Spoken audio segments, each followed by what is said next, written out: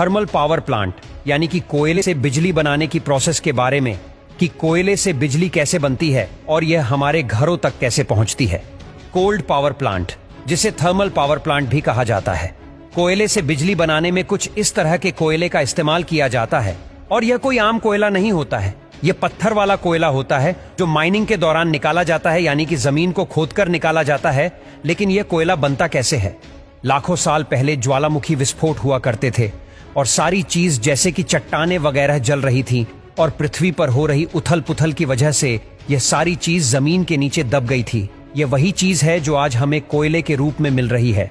तो सबसे पहले इस कोयले की माइनिंग की जाती है और इसके बाद इस कोयले को बड़ी बड़ी मालगाड़ियों में लादकर बिजली घरों तक ले जाया जाता है।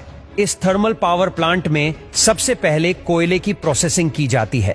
सबसे पहले कोयले को गर्म किया जाता है और जब कोयले को काफी ज्यादा गर्म टेम्परेचर पर गर्म किया जाता है तो इससे एक एनर्जी बनती है जो हीट के रूप में होती है और इस एनर्जी या हीट को ही लाइट में कन्वर्ट किया जाता है। तो ऐसा कैसे होगा? ऐसा पानी को गर्म करके होगा। पानी को गर्म करने पर भाप यानी कि स्टीम बनती है और यह स्टीम कितनी पावरफुल होती है ये तो आप जानते ही होंगे। सबसे पहले कोयले को स्टीम होपर में डाला जाता है।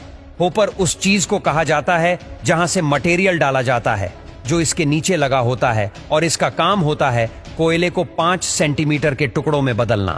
क्योंकि कोयले का कोई आकार नहीं होता तो यह परपराइजर कोयले को 5 सेंटीमीटर के आकार में बदल देता है। अब इस बारीक कोयले को बॉयलर के अंदर डाला जाता है जो एक तरह की भट्ठी होती है जिसके अंदर इस कोयले को जलाया जाता है और जब ये जलता है तो उसके जलने के साथ जो भारी कण होते हैं वो नीचे बैठ जाते हैं और जो हल्के कण होते हैं वो ऐश की तरह ऊपर उड़ जाते हैं जिसे हम धुआं कहते हैं। और यहाँ कोयले को इस तरह से जलाया जाता है कि वो कुछ ज्यादा से ज्यादा जल सके।